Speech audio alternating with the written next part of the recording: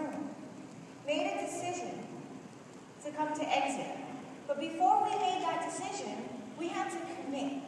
We had to commit to the responsibility of our goals, of our business, and of our lives. And for that, each and every one of you deserve a round of applause.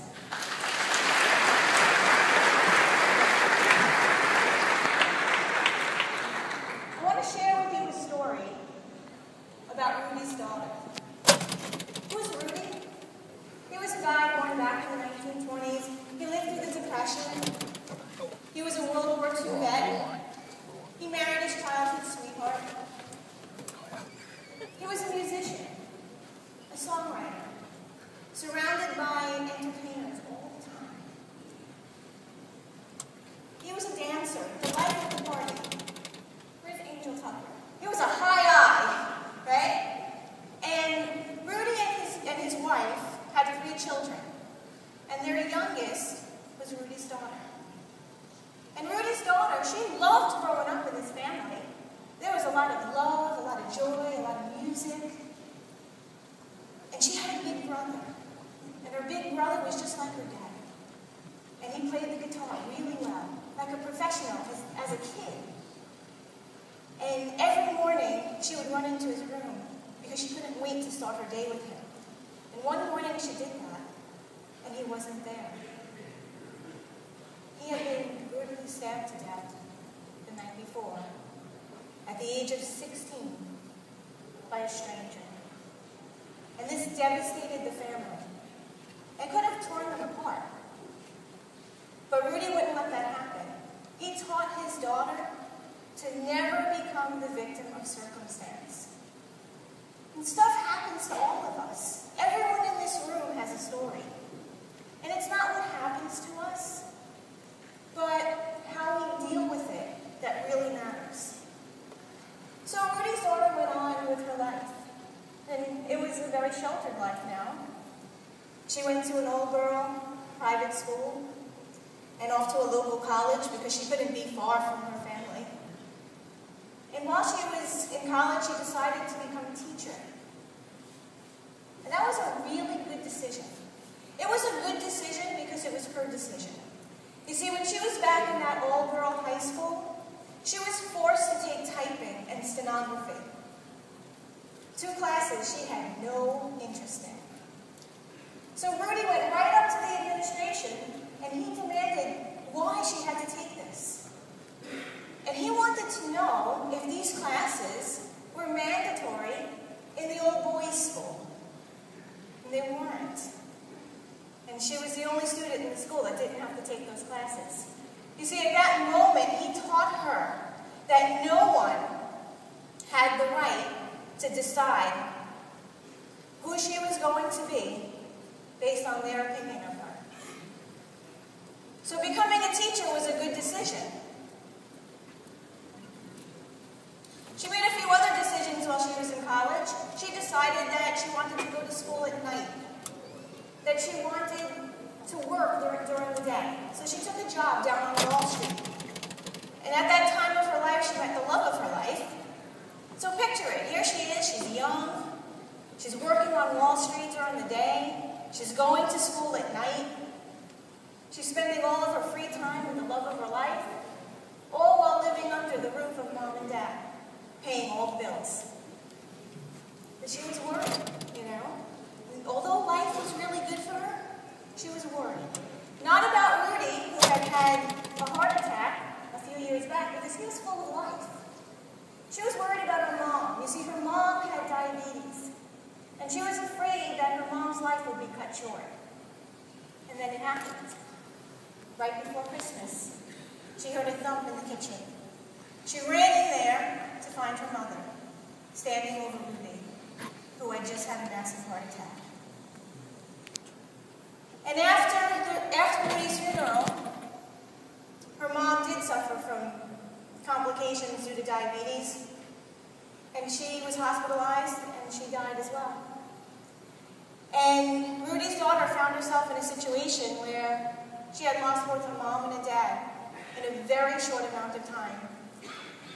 And she was left with a house, but what she was a mortgage.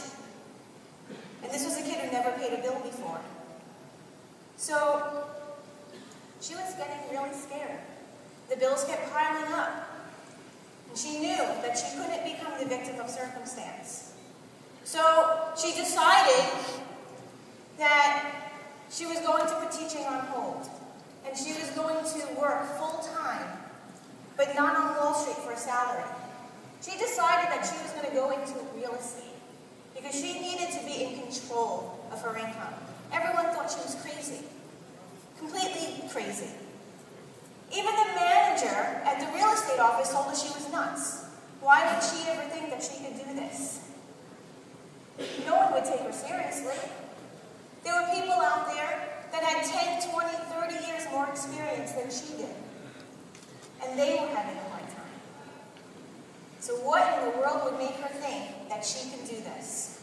And she looked at him and she said, no one has the right to decide who I'm going to be based on your opinion of me. And she proved him wrong. She went out there and she listed house after house. And some deals fell apart, but she tuned out all the negativity and she focused on exactly what she needed to get done. And she became one of the strongest listing agents in Staten Island.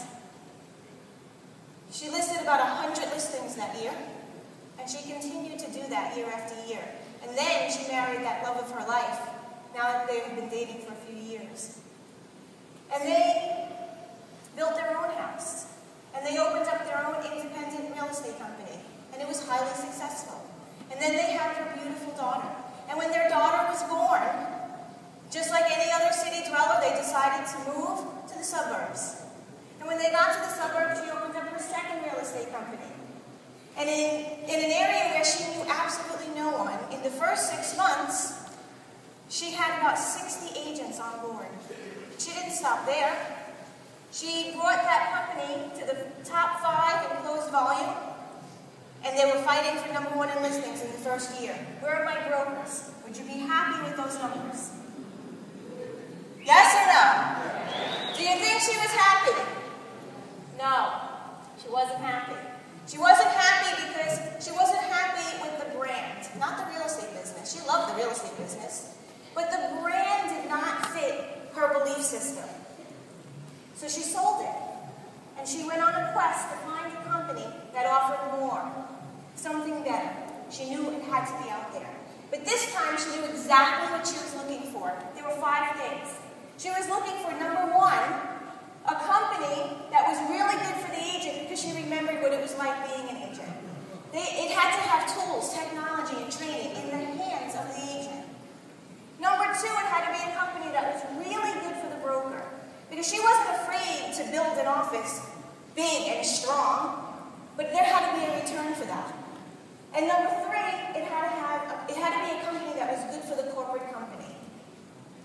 She didn't want a company that just had a really great idea and was here today and gone tomorrow. They had to have staying power. They had to have powerful leadership. They had to have good corporate structure. She also wanted a company for #4 was for the buyers and #5 for the sellers. Because basically that's what we're here for every day, the buyers and the sellers. And she went and she looked and she met with company after company. And she liked some of them. She really liked some of them. But if they only met 4, she wasn't going. And after a year and a half, she did not find a company that offered all 5. But she did find a company that offered 6. She found a company that was good for the agent, good for the broker, had great corporate structure, was good for the buyer and good for the seller, and it had a real reward for helping grow the company. That wasn't even on her list because she didn't think that she can get that in a real estate company. And of course she figured out that company is Exit Realty. And she was really happy when she discovered this. But something had bothered her. It bothered her that she had known this company. She had done business with them time and time again over the years. But she did not know the power of Exit Realty until then. And she remembered when she was moving from the city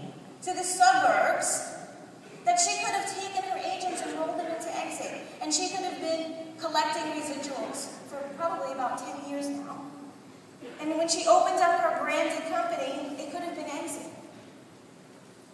And she wondered why that was, because they did tell her to come over, but they never asked her why when she said no. So she vowed at that very moment to make sure that everyone knows the story of Exit. So now she did join the company, and she tells the story to everyone, and she asks them why. Because it's not a matter of if they're coming, it's just a matter of when. And she wanted to make sure that no one else fell into that part where they lost years. So you probably figured out by now who Rudy's daughter is.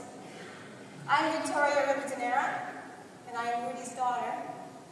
And I am Rick's wife, and I am the mother of my beautiful daughter, Christina, who makes me proud every day, and she's here today with us. I am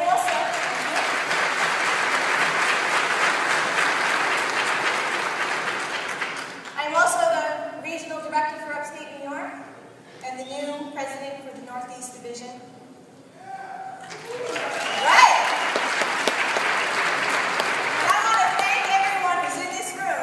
Participating in Exit Realty every single day and telling the story. Particularly people like Tammy Monell, who is getting on 150 planes a year to tell the story. And Steve Morris for creating a company that's not just a game changer, but a life changer. And I want to thank Rudy for teaching me how to push through and never settling for anything until I found the best. So what does Exit really mean to me? It means that I don't have to search anymore. It means that I'm home. Thank you very much.